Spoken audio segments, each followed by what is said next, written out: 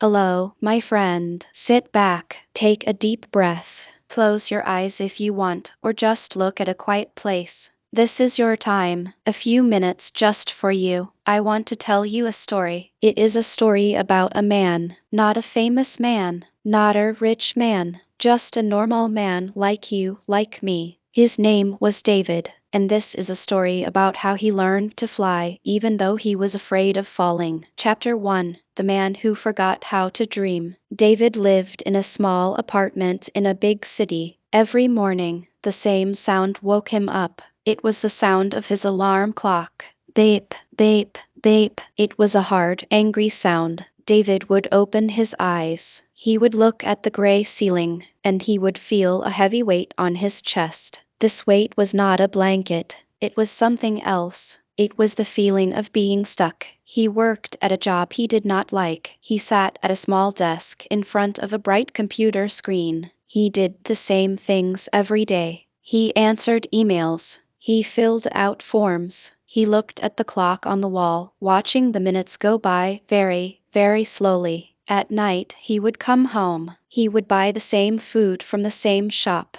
He would sit on his sofa, turn on the television, and watch shows he did not really care about. The light from the TV would flash on his tired face. And then it was time to sleep. And then the alarm would ring again. Beep, beep, beep. One evening, David was sitting on the sofa. The TV was on, but he was not watching it. He was looking at his hands. He was 40 years old. Where had the time gone? He remembered when he was a little boy. He used to run fast, just to feel the wind in his hair. He used to draw pictures of birds and planes. He used to look up at the sky and dream. One day he would tell his mother, "I will fly." His mother would smile and hug him tight. "Of course you will, my love." But now, sitting on the sofa, David felt heavy. His body felt heavy. His heart felt heavy. He had forgotten how to dream. He had forgotten how to feel the wind. He had forgotten the little boy who wanted to fly. He felt a tear roll down his cheek. It was a quiet tear in a quiet room. He felt lost, completely lost. He did not know it yet, but this feeling of being lost, this was the beginning. Chapter 2: The Old Man on the Bench. The next day was Saturday. No work. David did not want to stay inside his small apartment. The walls felt like they were moving closer to him. So he put on his old coat and went for a walk. He walked to a park. It was a gray, cold day. The trees had no leaves. The grass was brown. The sky was white, like a blank piece of paper. David sat on a wooden bench. He looked at the empty park. It felt as empty as he did. After some time, an old man sat down on the other end of the same bench. The old man was holding a small paper bag. He opened it and began to throw small pieces of bread onto the ground. Soon, birds came. First, 2 small sparrows, then 3 more, then some pigeons. They hopped around the old man's feet, eating the bread, not afraid at all. The old man looked at the birds and smiled. His smile was very warm. It made his old face look kind. David watched the man and the birds. After a few minutes, the old man turned to him. "They are always hungry," the old man said. His voice was soft and slow. David nodded. He did not feel like talking. The old man looked at David for a long moment. Then he spoke again. "You look like you have a heavy heart, my friend." David was surprised. He did not know this man, but something in the man's voice felt safe. It felt honest. "I feel stuck," David said. The words came out before he could stop them. "I am 40 years old. I have a job. I have a home. But I feel empty, like I am not really living." The old man nodded slowly. He threw more bread to the birds. "You know," the old man said, "these birds, they teach me something every day." David looked at the birds. They were just eating. "What do they teach you?" he asked. "They teach me about patience," the old man said. "They do not fly away if I move too fast. They wait, they watch, they trust that the food will come. They live in the moment. They are not worried about yesterday." They are not worried about tomorrow. They are just here, now, eating their bread. David listened. It sounded so simple. The old man continued. I was like you once. Many years ago, I felt stuck. I felt my life was over. But then I learned something. Life is not a race. It is a slow, steady walk. You cannot change everything in one day. But you can do one small thing. One small thing? David asked. Yes, said the old man, you cannot fly to the top of a mountain in 1 second, but you can take one step, then another step, then another. That is the only way to reach the top. One small step every day. The old man stood up. He folded his empty paper bag and put it in his pocket. Start with one small thing tomorrow, he said. Just one. It does not have to be big. It just has to be yours. He smiled at David one last time, and then he walked away slowly down the long path. David sat on the bench for a long time. He watched the birds fly away one by one. One small thing. Chapter 3. The First Small Step. The next morning, David woke up. The alarm rang. Bape, bape, bape. But this time, before the heavy feeling could land on his chest, he thought of the old man. He thought of the birds. One small thing. He turned off the alarm. He sat up in his bed. He looked at the gray ceiling. Then he made a decision. His small thing would be this. He would wake up just 15 minutes earlier. That was all. Not 1 hour. Not 2 hours. Just 15 minutes. The next day he did it. He woke up 15 minutes earlier. At first he did not know what to do. He just sat on the edge of his bed. He listened to the quiet. He looked out the window. The sky was still dark, but there was a small line of orange light on the horizon. It felt peaceful. He did this every day for 1 week. He woke up 15 minutes earlier. He just sat. He did not look at his phone. He did not turn on the TV. He just sat and breathed. The second week he added another small thing. During those 15 minutes he would open a small notebook. He would write down one sentence, just one sentence about how he felt. His English was not perfect. His sentences were simple. Today is cold. I feel a little better. I saw a bird outside. It felt strange, but also good, like he was talking to a friend. The third week he added another small thing. He would go for a walk. Not a long walk, just around his building. He would walk for 10 minutes and look at the sky. People in his building saw him walking. They probably thought he was strange. But David did not care. For the first time in years, he was doing something for himself. He was taking his own small steps. Chapter 4. The Voice That Says You Can't. One morning, after about a month, David woke up and did not want to get out of bed. A voice inside his head spoke. It was a loud, mean voice. This is stupid, the voice said. You are just pretending. You are still the same sad man. You are 40 years old. It is too late to change. Why are you even trying? Go back to sleep. This voice was strong. It was the voice of fear, the voice of doubt, the voice that had kept him stuck for so many years. David lay in bed. The voice got louder. You cannot do this. You are not strong enough. You are not good enough. You will fail, just like you fail at everything. David felt the heavy weight coming back. He wanted to hide under the covers, but then he remembered the old man. He remembered the birds. He remembered his small steps. He sat up. He spoke out loud in his simple English to the empty room. I hear you, he said to the mean voice. But today, I'm getting up anyway. And he did. He got up. He sat in his chair. He opened his notebook.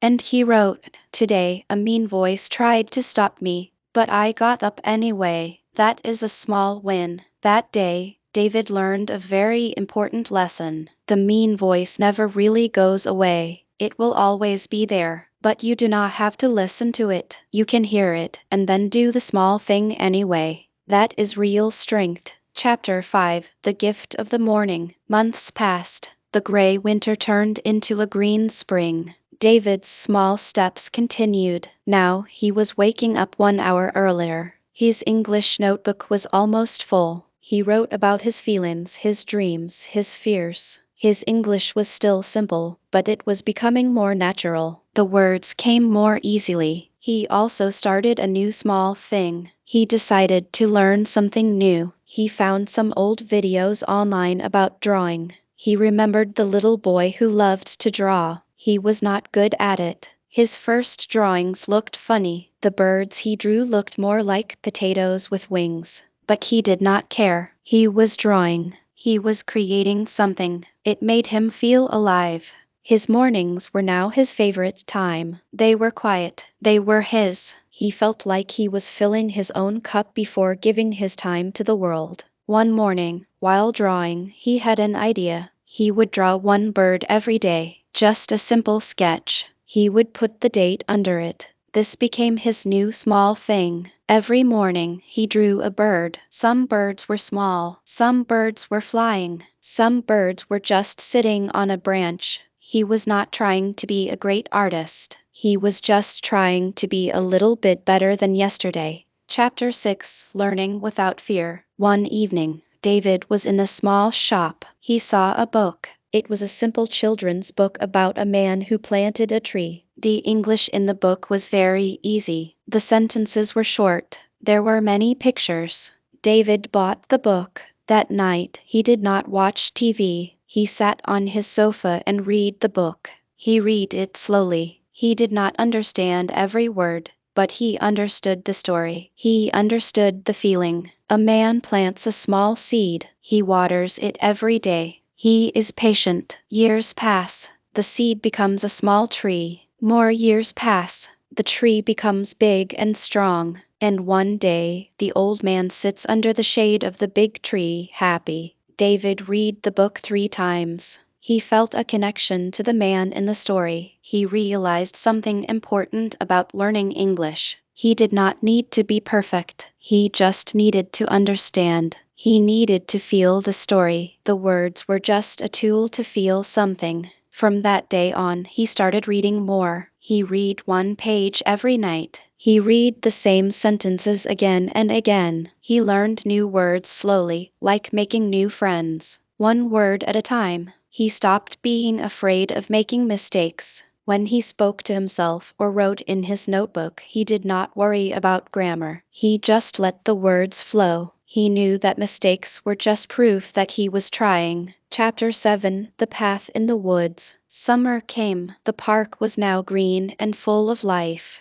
David still went for his walks, but now his walks were longer. One Saturday, he decided to explore a small path in the woods at the edge of the park. He had never taken that path before. The path went up a small hill. It was a little difficult. David had to breathe heavily. His legs felt tired. He wanted to stop and go back, but he remembered his small steps. He did not look at the top of the hill. He just looked at the ground right in front of his feet. He took 1 step, then another, then another. After some time, he reached the top of the hill. He was tired and sweating, but when he looked around, his breath stopped. He could see the whole park. He could see the small pond shining in the sun. He could see the trees moving gently in the wind. He could see the bench where he had met the old man. It was beautiful. He sat on a rock at the top of the hill. He took out his notebook. He wrote, "I walked up a hill today. It was hard, but I did not look at the top. I just looked at my feet, and then I was at the top. The view is beautiful. Life is like this hill." He understood something deep that day. You cannot climb a mountain by staring at the top and wishing you were there. You climb it by putting 1 foot in front of the other, again and again, with patience. Chapter 8: The Question of Time. That night, David thought about time. He used to think he had no time. No time to wake up early. No time to draw. No time to read. No time to walk. But now he woke up early. He drew. He read. He walked. Where did he find the time? He realized the truth. He did not find time. He made time. He stopped watching so much television. He stopped scrolling on his phone for hours. He stopped sleeping in late on weekends. He took that time and he gave it to himself. He learned that time management is not about having a special trick. It is about choosing. Every day, you choose what is important.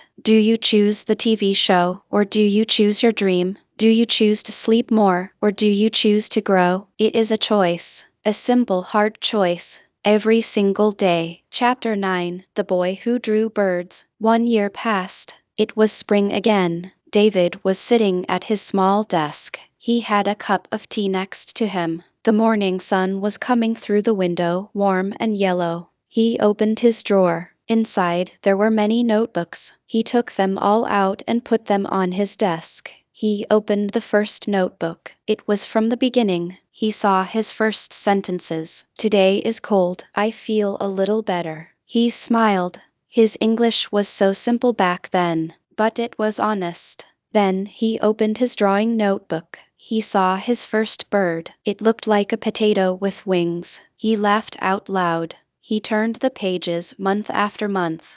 He watched the birds change. They started to look more like birds. They started to have character. Some looked happy. Some looked like they were singing. Some looked like they were flying very fast. He reached the last page. It was the bird he had drawn that morning. It was not perfect, but it was the best bird he had ever drawn. He realized something. He had drawn over 300 birds, 300 small steps, 300 mornings of trying. He was not the same man who sat on that bench 1 year ago. He was stronger. He was calmer. He believed in himself.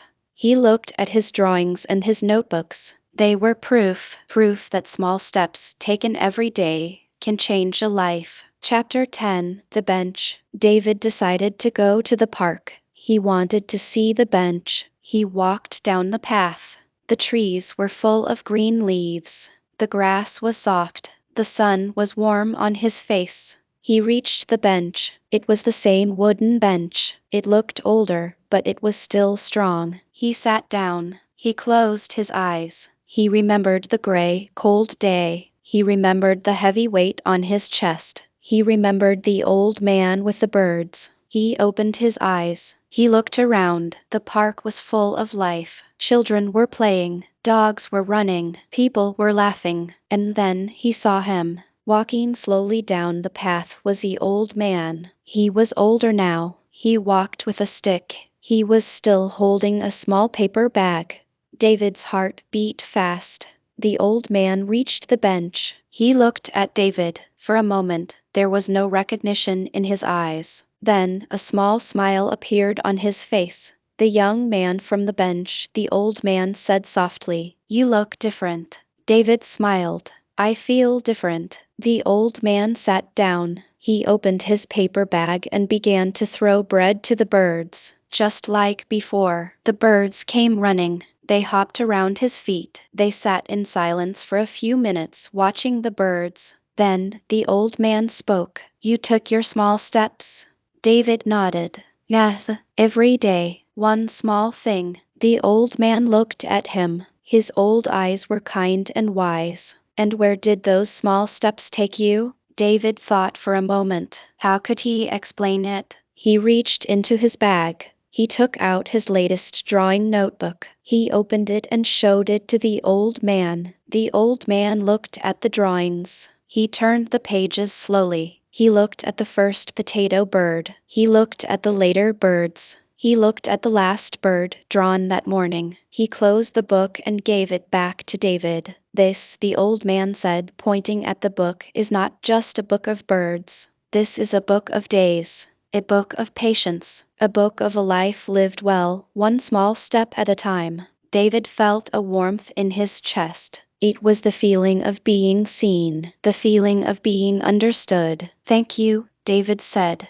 His voice was a little shaky. That morning, on this bench, your words, they changed everything. The old man shook his head slowly. "No, my friend, my words were just seeds. You are the one who planted them. You are the one who watered them every single day. You are the one who grew." He put his hand on David's shoulder. It was a light touch, but it felt strong. Remember this feeling, the old man said. Remember that you can change. Remember that you are the artist of your own life. Every day, you hold the brush. The old man stood up slowly, using his stick. Keep drawing your birds, my friend, he said. Keep writing your words. Keep taking your steps. He smiled one last time, a smile as warm as the sun, and then he walked away, down the long path, disappearing into the green light of the park.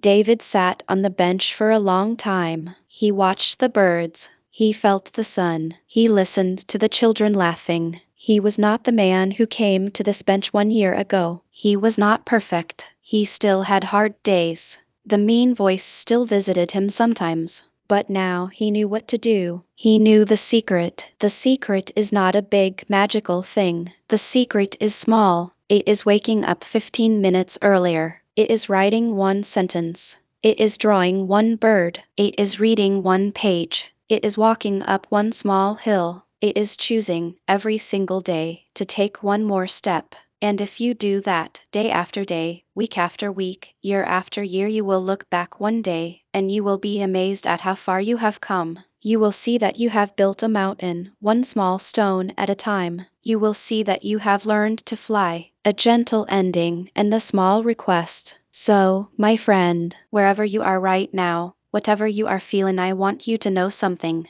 It is not too late. It is never too late to start. You can start today, this very moment, with one small thing, one small step for your health, one small step for your English, one small step for your dream. Do not look at the top of the mountain. It is too far, and it will make you feel tired. Just look at your feet. Just take the next small step.